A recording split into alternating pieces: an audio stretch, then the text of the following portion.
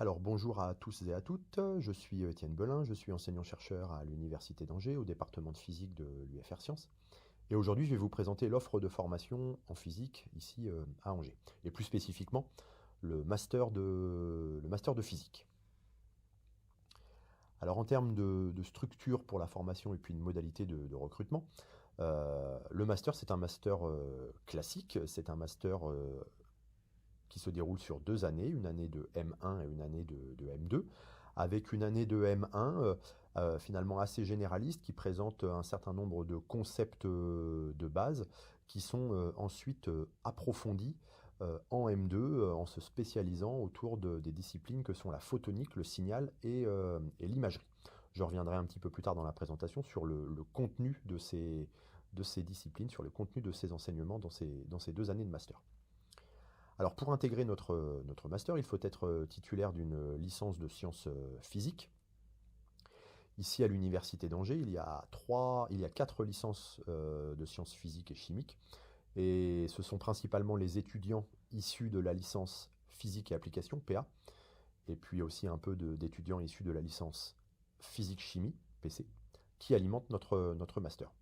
Alors naturellement, il est également possible d'intégrer notre master en étant ou en ayant obtenu une licence en sciences physiques dans une autre université française, voire étrangère. Il est également possible d'intégrer directement l'année de M2 si vous êtes déjà titulaire d'une année de M1 en sciences physiques. Alors ce master de physique est adossé à 3 laboratoires de recherche de l'Université d'Angers. Le laboratoire de photonique ELFIA, le laboratoire de physique et chimie moléculaire Moltec-Anjou, et puis le laboratoire de recherche en ingénierie des systèmes, le laboratoire LARIS. Alors un certain nombre de nos enseignants chercheurs constituent l'équipe pédagogique, presque environ 90% de l'équipe pédagogique est composée par ces enseignants-chercheurs qui travaillent dans ces différents laboratoires. En particulier Monsieur Chosdan, qui est le responsable de la première année du master, et puis moi-même qui suis responsable de la deuxième année du master. Les 10% restants, pour constituer l'équipe pédagogique qui intervient en M1 et M2, sont constitués d'intervenants extérieurs, des chercheurs dans des laboratoires extérieurs, des chefs d'entreprise, etc., etc. Alors les objectifs et les compétences visées dans notre master, c'est donc de former des diplômés de niveau Bac+5 qui vont être capables d'apporter des solutions à des problématiques qui sont à la fois actuelles et puis pluridisciplinaires autour de la chaîne informationnelle en optique. Alors ce sont donc les domaines de la photonique, du signal et de l'imagerie, qui sont les compétences principales de la spécialité. Et puis des compétences complémentaires qui elles aussi couvrent finalement ce spectre assez large d'applications vont aussi être les télécoms, les capteurs, la visionique, l'imagerie pour les sciences du vivant. Donc là c'est vrai que ce sont les mots clés de notre master, photonique, signal et imagerie, qu'on peut ensuite décliner avec ces nouveaux termes. Télécom, capteur, visionique, imagerie en sciences du vivant. Alors justement, le contenu de la formation, plus spécifiquement, sans rentrer dans tous les détails, en M1, l'année de M1 est découpée en 2 semestres et chaque semestre est découpé en 3 blocs d'enseignement. En semestre 1, un bloc autour de la physique fondamentale, un deuxième bloc autour de l'optique et puis un troisième bloc autour de la physique appliquée. Au second semestre, un bloc en optique appliquée, un bloc en signal et physique numérique, et puis un bloc en compétences transversales dans lequel on retrouve notamment un stage d'environ 2 mois qui est à réaliser en fin d'année de M1. Alors ça constitue environ 500 heures d'enseignement, dont environ 100 heures dédiées aux mises en œuvre pratiques à l'occasion de TP. L'année de M2, qui a une spécificité qui a notamment la possibilité de se réaliser en alternance, elle aussi divisée en 2 semestres, avec un premier semestre constitué de 6 blocs. Un premier bloc autour de la photonique, un deuxième bloc autour du signal, un troisième autour de l'imagerie, un quatrième autour de l'informatique, un cinquième autour des compétences transversales, et puis un sixième qui est le bloc projet. Au second semestre, c'est un seul bloc qui constitue le stage de fin d'année et de fin de diplôme.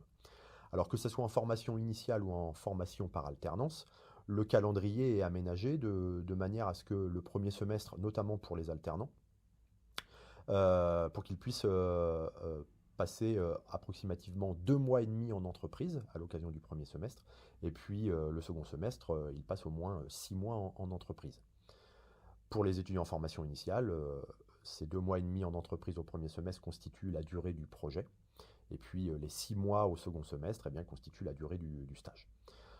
En tout, ça constitue environ 400 heures d'enseignement, dont là aussi une part importante est dédiée aux mises en œuvre pratiques à travers les TP. Alors que ce soit le M1 ou le M2, le contrôle des connaissances c'est sous le mode de contrôle continu. Alors quelles sont les finalités de notre master? Donc à l'obtention du diplôme, une première voie possible est la poursuite en doctorat, donc en poursuite en thèse, donc plutôt orientée recherche, et à l'issue du doctorat, donc c'est-à-dire à Bac+8, la possibilité d'intégrer un poste de chercheur ou d'enseignant-chercheur, de poursuivre en postdoctorant, ou de postuler sur des postes d'ingénieur d'études ou de recherche dans des secteurs publics ou privés. Une autre possibilité, à l'issue de l'obtention du diplôme, à Bac+5, c'est bien une insertion professionnelle directement à Bac+5, avec un niveau d'ingénieur d'études ou de recherche, et là aussi, que ce soit dans des secteurs privés ou publics, de la recherche et du développement. Et puis également, on le voit certaines années, certains diplômés souhaitent poursuivre des études en complétant leurs compétences avec d'autres masters.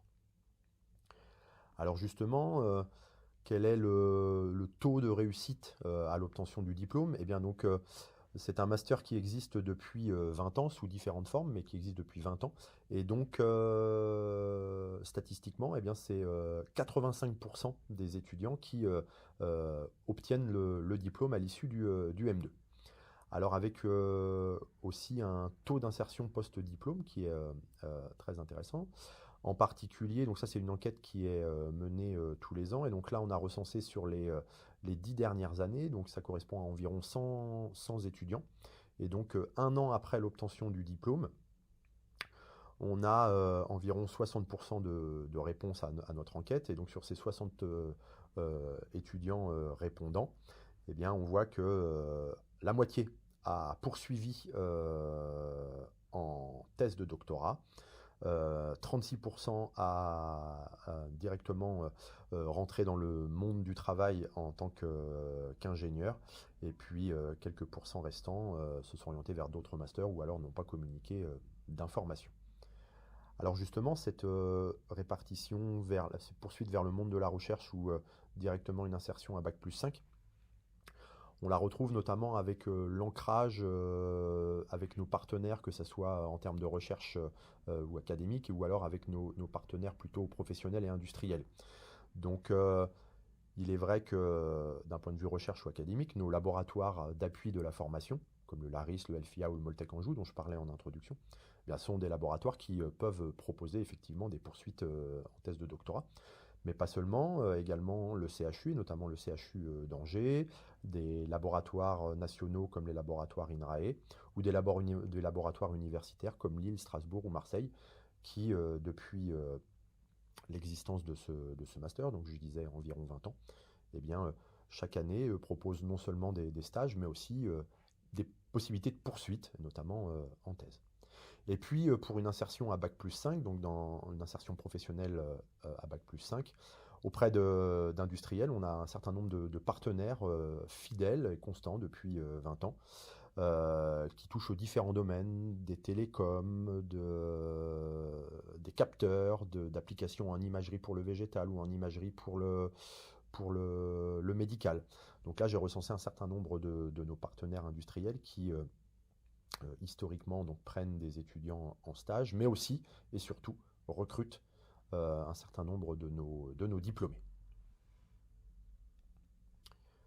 Alors, depuis la création du master au début des années 2000, eh bien, l'équipe pédagogique recense tous les mois les offres d'emploi où on voit apparaître les mots-clés du master, en particulier photonique, imagerie, signal, optoélectronique.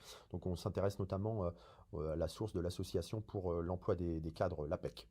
Et donc, on voit que eh bien, c'est en progression constante depuis 20 ans. Et c'est aussi fortement corrélé à des révolutions, je dirais, à des révolutions technologiques, des révolutions industrielles, notamment comme la révolution des télécommunications au début des années 2000, la révolution ou l'avènement de la réalité virtuelle, euh, tous les aspects aussi de miniaturisation dans les années 2010, d'un point de vue microfluidique, d'un point de vue microscopie, d'un point de vue miniaturisation des capteurs imagerie, Raspberry Pi. Et puis aussi depuis quelques années maintenant aussi l'avènement de l'intelligence artificielle, du machine learning à travers l'utilisation de réseaux de neurones.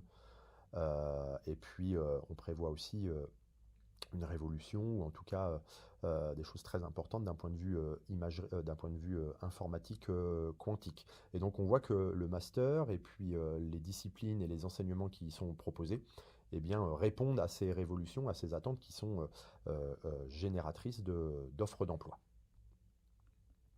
Pour terminer, je vous informe que donc au département de physique, nous avons une chaîne YouTube sur laquelle vous pourrez retrouver la présentation de nos formations comme celle-ci. Également, c'est alimenté régulièrement en visites virtuelles de nos laboratoires ou un certain nombre de nos expériences. Et puis, pour les jeunes qui hésitent, qui se demandent quels peuvent être les débouchés, eh bien, depuis quelque temps maintenant, on a mis en place une playlist qu'on appelle la playlist de conférences métiers, où on fait appel à des anciens diplômés de notre master qui viennent témoigner de leur parcours post-diplôme et puis de leur métier actuel ou des différents métiers qu'ils ont pu occuper après l'obtention du diplôme. Ça, c'est quelque chose qui permet notamment aux étudiants qui peuvent se poser des questions actuellement sur leur orientation, d'avoir de manière très concrète des témoignages de possibles débouchés, de possibles métiers à l'issue d'un master comme le nôtre. Voilà, je vous remercie pour votre attention et vous dis à bientôt. Au revoir.